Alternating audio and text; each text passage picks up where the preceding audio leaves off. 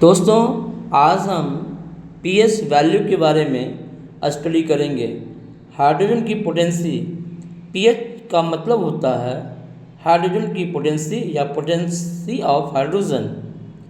तो दोस्तों, जल के अणु स्वतः आयनित होते रहते हैं। ये आयनित होकर अल्प मात्रा में हाइड्रोजन आयन और हाइड्रोक्साइड आयन निर्मित करते हैं, जैसे कि H2O, H3O प्लस आयन और OH आयन देता है। अतः जल में हाइड्रोनियम आयन की थोड़ी मात्रा एटलीस्ट 10⁻⁷ मोल पर लीटर उपस्थित होती है।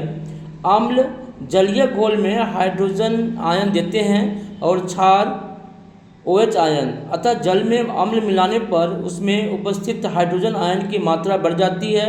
क्षार द्वारा प्रदत्त OH आयन हाइड्रोजन आयन से अभिक्रिया कर जल निर्मित करता है। अतः जल में क्षार मिलाने पर उसमें उपस्थित हाइड्रोजन आयन की मात्रा घटती है। इस प्रकार किसी घोल में उपस्थित हाइड्रोजन आयन के सांद्रण का प्रयोग उस घोल की अम्लीय या क्षारीय शक्ति को दर्शाने के लिए किया जा सकता है। 1 लीटर दूध शुद्ध जल में हाइड्रोजन आयन की मात्रा 10⁻⁷ मोल होती है। इस संख्या के व्यवहारिक उपयोग कठिन है। यदि उसका ऋणात्मक लघु गुणक लिया जाए तो एक सरल रेखा प्राप्त होगी जिसे व्यक्त करना आसान होगा। उसको हम इस तरह से लिख सकते हैं, right, -log10⁻⁷ is equal to 7। Sorensen नामक डेनमार्क के वैज्ञानिक ने हाइड्रोजन आयन को लघु गुणकीय रूप में प्रस्तुत करने के लिए पीएच शब्द का प्रयोग किया और पी को हाइड्रोजन का एक्सपोनेंट कहा।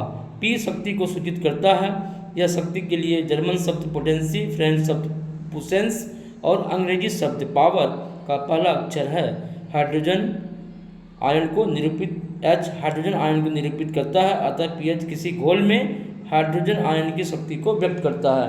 किसी जलीय घोल का पीएच उसमें उपस्थित हाइड्रोजन आयन के मोलर सांद्रण H+ का ऋणात्मक लघु गुणक है, अर्थात pH is equal to -log hydrogen ion.